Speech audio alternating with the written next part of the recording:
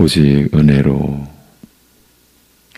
우리를 살려주시고 하나님의 고귀한 뜻을 지니고 이 땅을 살게 하신 우리 아버지 하나님, 오늘도 이 한 주간도 우리 주 예수 그리스도를 신뢰하고 의지하고 매사에 그 주님만을 믿고 살아가는 주의 백성들을 통하여서 세상을 유일하게 참 살리시고 그 어두운 가운데서 빛이 되어 주시는 그 주님의 증인됨으로 이 땅을 살아가는 본분을 일깨워 주시고 잊지 않도록 하여 주시고 그만큼 우리가 살아가는 의미와 가치를 무슨 일을 하든지 어떤 상황에 처해 있든지 그곳에서 우리와 함께 하시는 주님과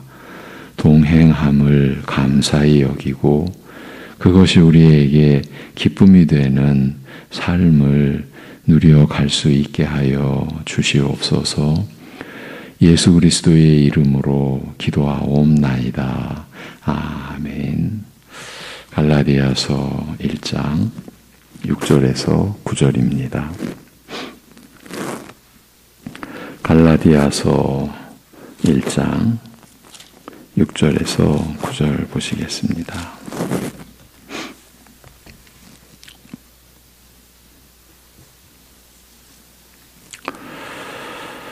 같이 보십니다. 그리스도의 은혜로 너희를 부르신 이를 이같이 속히 떠나 다른 복음을 따르는 것을 내가 이상하게 여기노라. 다른 복음은 없나니 다만 어떤 사람들이 이 너희를 교란하여 그리스도의 복음을 변하게 하려 함이라. 그러나 우리나 혹은 하늘로부터 온 천사라도 우리가 너희에게 전한 복음 외에 다른 복음을 전하면 저주를 받을지어다. 우리가 전에 말하였거니와 내가 지금 다시 말하노니 만일 누구든지 너희가 받은 것 외에 다른 복음을 전하면 저주를 받을지어다. 아멘. 예수님이 우리를 구원하시는 하나님으로부터 오는 지혜가 되셨는데 곧 의와 거룩과 속량이 되셨다는 것이 예수님께서 십자가에 못 박히셔서 죽음을 맞이하실 때 마지막으로 하신 다 이루었다고 하신 말씀이 성취된 것, 그 성취된 내용을 가리킨다고 했습니다.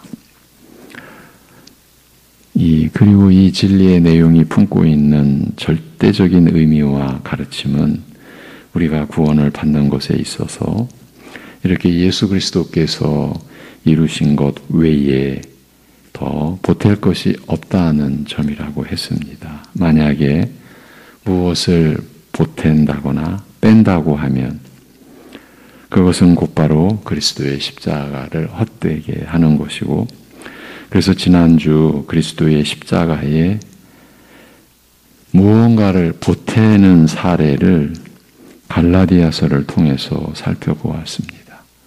갈라디아서가 기록된 그 이유가, 동기가 복음에 무엇이 보태지는 사례, 이후에 모든 시대의 교회 안에서도 일어나게 될 바로 그 사태에 대한 분석과 대안이 갈라디아서 아닙니까? 갈라디아서 1장 6절에 그리스도의 은혜로 너희를 부르신 이를 이같이 속히 떠나 다른 복음을 따르는 것을 내가 이상하게 여기노라고 한 말씀입니다. 여기서 다른 복음의 요점은 예수를 믿는 믿음에다가 할례와 율법 준수가 더해져야 한다고 한 것입니다. 달리 말하면 단순하게 그리스도를 믿는 것만으로 구원에 이르기는 부족하다는 뜻입니다. 이것이 다른 복음의 정체입니다. 이런 국면을 맞아서 사도 바울은 하나님의 말씀인 은혜의 복음을 조금이라도 훼손시키는 일의 심각성을 가리켜 하나님을 버리는 일이라, 속히 떠났다라는 것이 속히 하나님을 버렸다, 곧 하나님을 배반하고 돌아서는 일이라고 했었습니다. 그래서 바울은 다른 복음은 없다라고 말하고 있습니다. 오직 예수 그리스도의 대신 죽으심으로만 구원 얻는다는 은혜의 복음만이라는 것입니다. 복음은 오직 이것 하나입니다. 하나님께서 이 온전한 하나만을 주셨기 때문입니다. 그런데 갈라디아 교인들은 그것과 유사하게 보이는 다른 내용을 복음이라고 소개하는 거짓 선생들의 말에 넘어가 하나님을 배반하는 지경에까지 이른 것입니다. 사도는 갈라디아 교인들이 그렇게 된 경위를 밝혀갑니다. 다만 어떤 사람들이 너희를 교란하여, 그러니까 교회 안에 들어온 거죠. 유다서에 보면은 너희 안에 가만히 들어온 몇 사람, 이런 표현을 씁니다. 그러니까 장황하게 자신을 드러내며 들어오는 것이 아니라 자신들이 거짓 교사, 거짓 선지자, 거짓 무리라는 것을 감추고 가만히 들어오는 겁니다. 교회 안에. 여기도 마찬가지였겠죠. 다만 어떤 사람들이 너희를 교란하여, 요란케 하여 그리스도의 복음을 변하게 하려 함이라고 말하고 있습니다. 그리스도의 복음을 변하게 한다. 이것이 얼마나 무서운 일입니까? 사도는 이 말씀을 통해 우리에게 아주 중요한 판단 기준을 제시하고 있습니다. 우리가 교회와 복음의 권위에 대해 다시 생각해야 할 것이 있음을 말하는 것입니다. 정확히 말하자면 복음은 그 자체로 평가받아야지 다른 요인에 의해서 결정적으로 교회에서 들려졌기 때문에 복음이 아니라는 말입니다. 사도는 여기서 교회의 특성 하나를 드러내 주었죠. 그것은 교회는 가짜들이 들어와 주인 노릇을 할 수 있는 곳이라는 말입니다. 우리가 통상 가짜라는 말을 쓸 때 어떤 경우에 쓰여지는지를 아시잖아요. 아주 다른 거라면 가짜라는 말을 안 씁니다. 근데 진짜 같은데 진짜가 아닌 경우에 우리는 가짜라는 말을 쓰지 않습니까?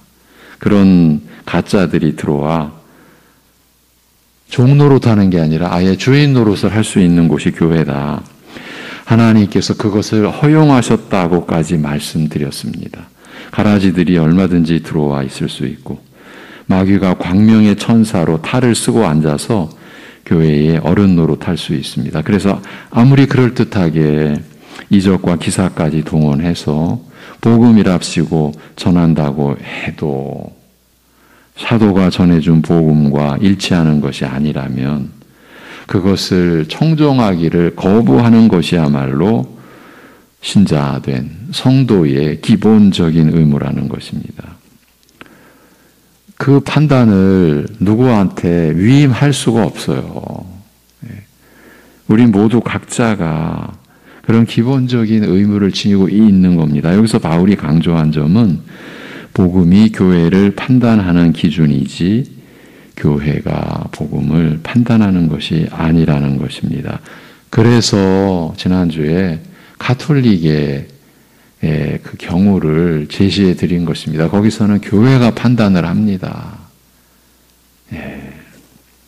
교회가 전하는 것이라고 해서 복음이 아니라 교회는 얼마든지 잘못될 수 있으므로 교회를 기준으로 하지 말고 복음을 기준으로 해야 한다는 것입니다. 의심이라는 것은 근거 없이 나쁘게 생각하는 것으로 우리 신자들이 하지 말아야 할, 피해야 할 것이지만 분별은 하나님의 말씀을 기준 삼아 모든 것을 살피고 따져 참된 것과 거짓된 것을 가려내야 하는 것으로서 성도들에게 주어진 중요하고 기본적인 임무에 속하는 것입니다. 사도는 두 번째 판단 기준에 대해 말씀합니다. 그러나 우리나 혹은 하늘로부터 온 천사라도 우리가 너희에게 전한 복음 외에 다른 복음을 전하면 저주를 받을지어다. 이 말씀은 복음은 그 자체로 평가받아야지 그걸 전해준 사람, 그걸 전해준 누군가의 권위로 달라져서는 안 된다는 것입니다. 유사 이래로 하나님의 보냄을 받았다는 대담한 주장을 하면서도 그들이 만나는 모든 사람들을 속이고 기만하면서 하나님의 이름으로 행하는 사기꾼들이, 영적 사기꾼들이 있어 왔습니다. 우리가 예레미야 5장 30절, 31절 말씀도 들었죠. 이 땅에 무섭고 놀라운 일이 있도다. 오늘날도 그렇습니다. 선지자들은 거짓을 예언하며 제사장들은 자기 권력으로 다스리며 주님의 권세를 자기 것으로 삼아버린 거죠. 그런데 문제는 내 백성은 그것을 좋게 여기니 마지막에는 너희가 어찌하려느냐? 마지막에는 너희가 어찌 되겠느냐? 그 수천 년 전에 이런 진술이 주어졌어요. 내 백성이 그것을 좋아한다. 그런 자들에 대해서 바울 사도는 담대하게 저주를 받을지어다 이렇게 말합니다. 사도의 저주 선언의 의미는 만약 다른 복음을 진리라고 말하는 자가 있다면 그는 저주받은 사람이며 악마로 취급되어야 하며 사귀지 못할 자들이라는 그 뜻입니다. 그래서 맨 먼저 바울 사도는 자신과 자신의 무리를 언급합니다. 그러나 우리나 이렇게 나오지 않습니까? 이 말은 만약 바울 나 자신이라도 진리를 바꾸거나 어떤 방법으로든 빗나가는 것을 말하게 되면 나를 마귀로 간주하라는 그 말입니다. 그러니까 복음 앞에서 모든 피조물의 권위는 무너져야 한다 그 말입니다. 복음과 대등한 권위와 권세를 내세울 존재가 있겠느냐라는 겁니다. 사람이 어떠한 권위를 가지고 있다고 주장할지라도 하나님이나 하나님의 말씀을 판단하고 심판할 권리를 갖고 있는 존재는 아무도 없다는 것이에요. 그래서 바울은 이것은 죽어질 피조물인 인간에게 뿐만 아니라 천사들에게도 적용된다는 점을 강조합니다. 아무리 하늘로부터 온 천사처럼 보여도 그들이 사도에 의하여 전파되고 신약성서에 기록된 복음 외에 다른 복음을 가져온다면 그것들과 함께 그들도 거절되어야 하는 것입니다. 앞서 여러분에게 말씀을 드렸지만 오늘날 교회 안에는 이 사도들의 서신서에 대해서 내려보는, 폄하하는, 그리고 아주 대담하게 노골적으로 너희는 그리스도의 편이냐 바울 편이냐 이렇게까지 아예 책자를 내가지고 전국 교회에 다 얼마나 교회가 돈이 많은지 그 책도요 아주 그냥 아주 가치 있게 인쇄도 하고 표지도 그렇게 만들고 그것을 전국 교회에 뿌린 그런 무리들과 그 지도자 이렇게 말합니다. 너희들은 그리스도의 복음을 따르냐 사도의 복음을 따르냐 얼마나 교묘한 술수를 부리고 있는지 모릅니다. 그리스도의 복음을 따른다고 해야 그 그리스도의 복음 안에 이제 예수님께서 말씀하신 여러 비유의 그 말씀을 가지고 자기가 다른 복음을 내세우는 그 근거를 세우기 위한 거예요. 그런데 사도 바울 또는 베드로 여러 사도들의 서신으로 들어오면 그것이 명확하게 분별이 되는 그런 것을 피하려고 하는 거죠. 그런 일들이 있습니다. 그런데 이제 그 교회가 수만 명의 이 교인들이 몰려 있으니까 처음에는 그 교단도 이단으로 정죄했다가 이제는 다 받아들였어요. 이렇게 되는 거예요. 예. 결국 갈라디아 교회의 문제는 복음의 권위의 문제였습니다. 오늘날도 똑같습니다. 그것은 권위를 복음보다 교회와 사람에게 두는 치명적인 잘못에서부터 시작된 위험이었습니다. 바른 분별력을 위한 기준이 잘못되었다는 것이에요. 기준이 잘못되면 모든 게 다 그 기준으로 판단되어지는 것은 잘못된 것 아닙니까? 분별력의 기준은 복음 자체입니다. 이렇게 복음을 기준으로 한 분별력을 가져야 한다고 성경은 말씀하는데 우리는 너무 안일한 것 같습니다. 그것은 우리에게 확실한 믿음이 없다는 반증일 수 있다는 점이 두려운 것이에요. 분별력이 전혀 없다는 것은 확실한 믿음이 없다는 뜻이라고 할 수 있기 때문입니다. 교회 안에서 서로 다른 말을 하는데 이것도 옳고 저것도 옳고 이런 법은 없습니다. 오직 복음의 권위가 기준이어야 하고 그 복음으로 모든 것을 판단하도록 해야 하는 것입니다. 그래서 오늘은 분별을 위한 실습 훈련을 하면서 마무리하도록 하겠습니다. 영상 매체로 이 내용을 들으면서 제가 깜짝 놀랐습니다. 이렇게 이 시대에 복음이 무너졌구나. 그것을 아주 실감하는 그 순간이었어요. 요즘 최고로 유명한 목사가 한 말입니다. 설교였지요. 거의 반말조로 하니까 그대로 옮겨보겠습니다. 몸이 많이 아픈데 하나님이 안 고쳐주셔. 고쳐주시면 하나님을 떠날까봐 안 고쳐주시는 거야. 때로는 하나님께서 물질을 많이 부어주시지 않아. 물질을 많이 부어주시면 하나님을 떠날까봐 많이 안 주시는 거야. 지금 믿음이 그만큼 이래서 그래. 제가 거의 옮긴다고 옮겼는데, 제가 이거 한 번 들은 거예요. 근데 너무나 제가 놀래가지고 한 번 제가 영상으로 들은 것이 이렇게 그냥 설명이 될 정도예요. 이런 내용이에요.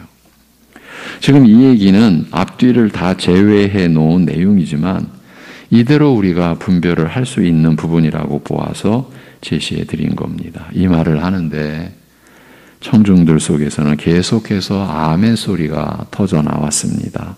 조금도 망설이지들 않고 아멘이라고 화답하고 있었습니다. 물론 박수부대 이렇게 불리는 사람들이 몰려다닌다라는 것도 모르는 바는 아닙니다만 그런 내용과 모습들이 아무런 제약 없이 영상으로 퍼져나간다는 것이 놀랍기도 하고 안타깝기도 했습니다. 사실은 두려운 거죠.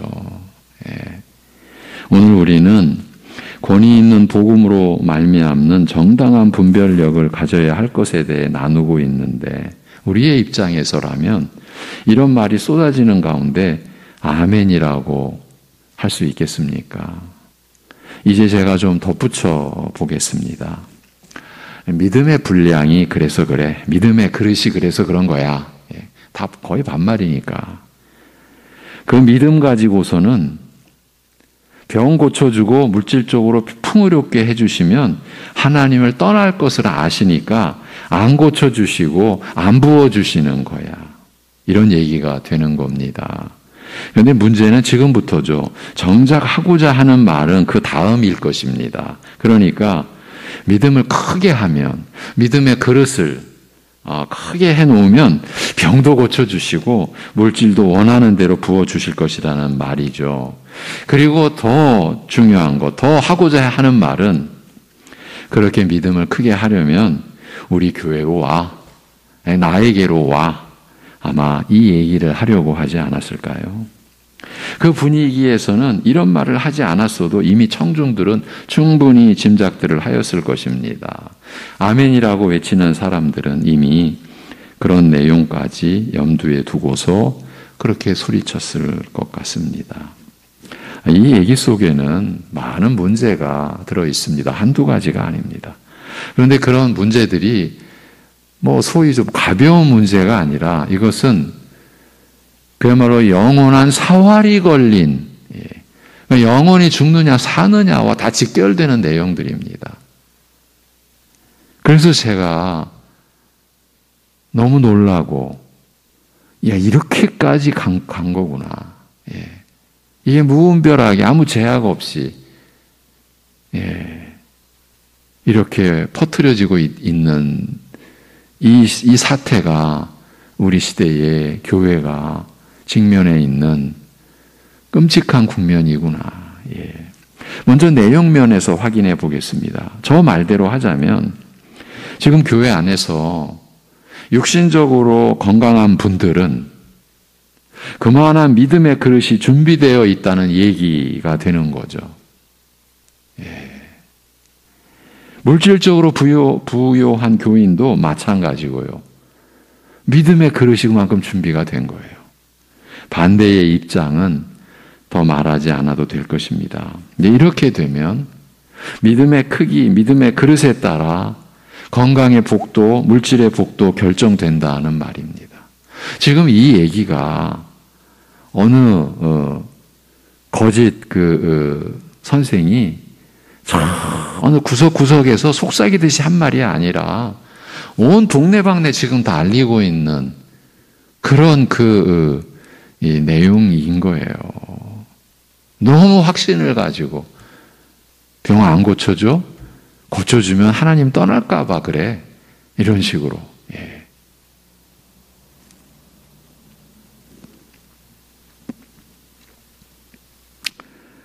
여기서 드러난 큰 문제 하나는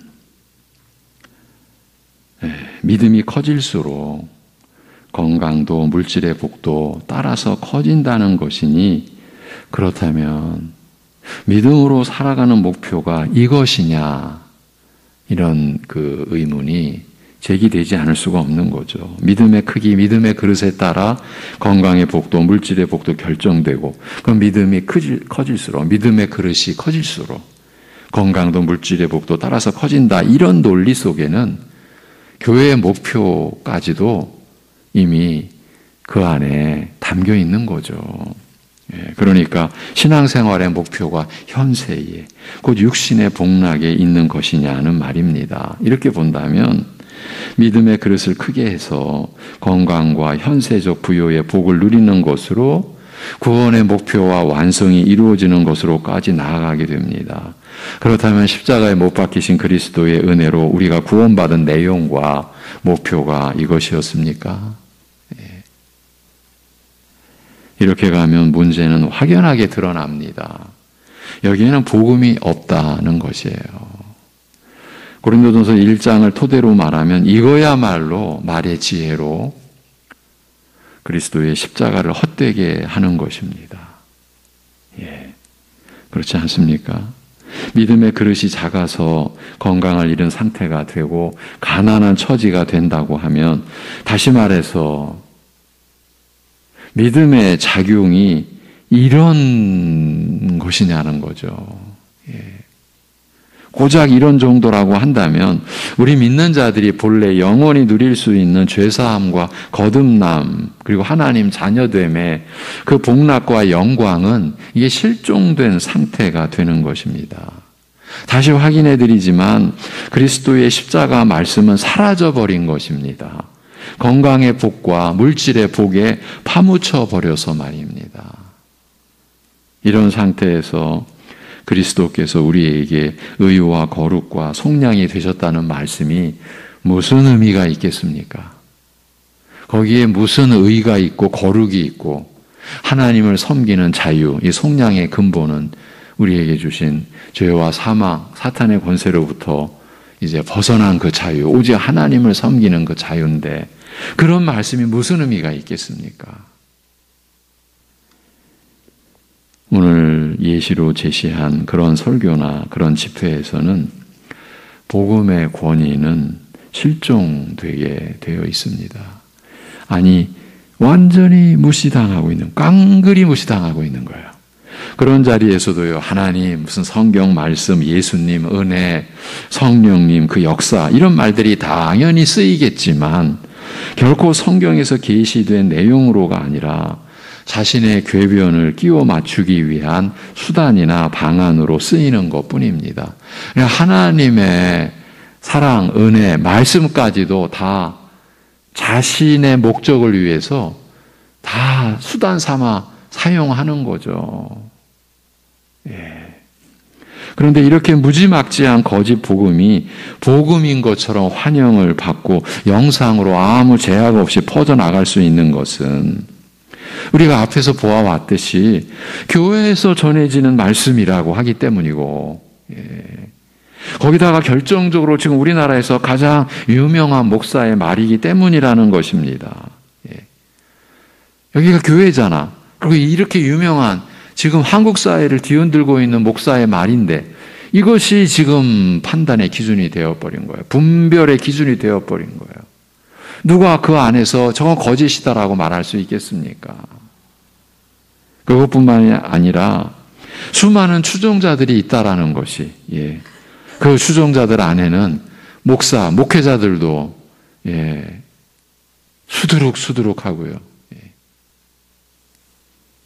그러니 무슨 말을 해도 하나님의 말씀으로 둔갑시킬 수 있는 근거가 된다라는 점입니다. 여러분, 오늘 제가 간략하게 예시해드린 그 내용은 성경에 없습니다. 성경 어느 구절도 우리 인간의 고난에 대해서 그렇게 다룬 내용이 없습니다. 예. 그러니까 이거야말로 복음의 권위로 복음이 기준이 되어 그 메시지가 판단을 받아야 되는데 오히려 교회에서 선포된 말씀이라는 것과 또한 이 시대의, 예, 선지자라고 하더라고요. 자칭. 예. 예.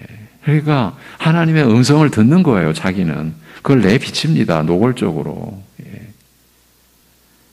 이 시대의 선지자로 추앙받는 목사의 말이라는 것으로 인해서 아무런 판단도 분별도 받지 않고 전해지는 대로 그대로 받아들여지고 있는 것입니다. 그리고 따르는 무리들이 전국적으로 있으니까요. 이렇게만 보아도 갈라디아 교회가 따르고만 그 다른 복음이 오늘날도 버젓이 판치고 있는 형국인 것입니다. 큰 행세를 하고 있는 거예요. 이게 복음이라고.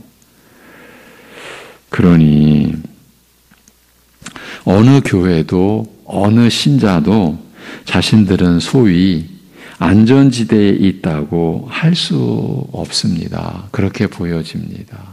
예.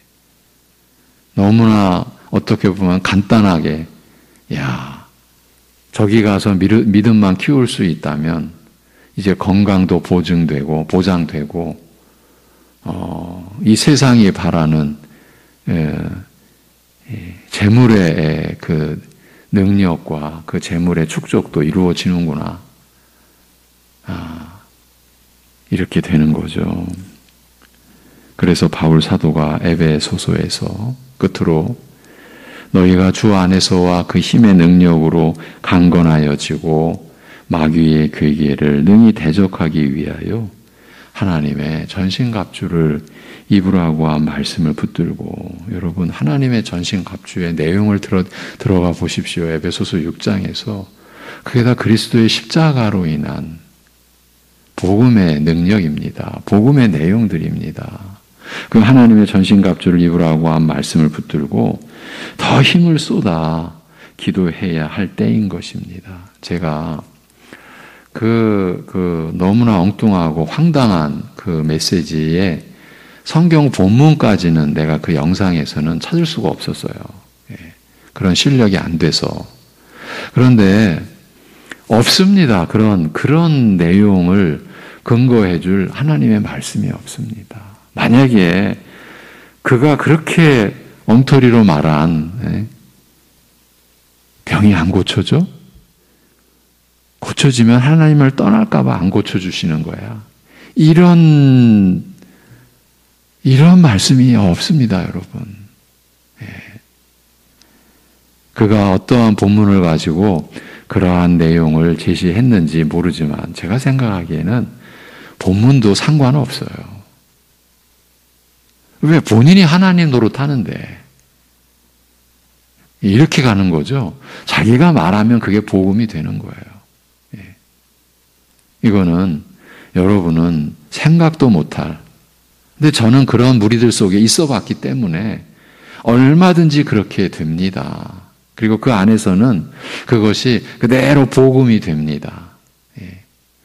십자가에 못 박히신 그리스도 아무 상관이 없습니다.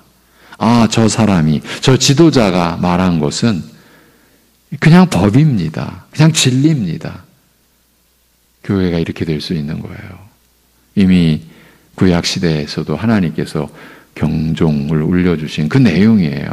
내 백성이 저것을 좋아한다. 이렇게까지 말씀하신 내용이 오늘날 우리 안에서 펼쳐지고 있는 거예요. 예. 이런 점에서 하나님의 은혜를 우리는 더 구하고 복음의 권위, 말씀의 권위, 이것을 우리가 내가 생명을 지니는 유일한 기준이다. 영생을 향해 가는 유일한 기준이다.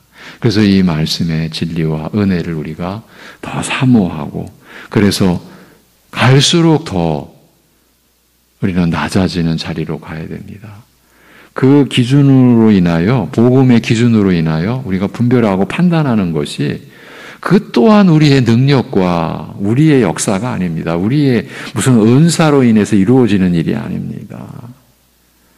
내 능력이 아니라는 것입니다. 성령께서 우리를 참으로 긍휼히 여겨주셔서 일깨워 주시고 분별해 가도록 우리 안에서 역사하시는 이 모든 것 전부가 은혜죠. 그런데 은혜로 되어지는 일을 나는 분별하고 있어.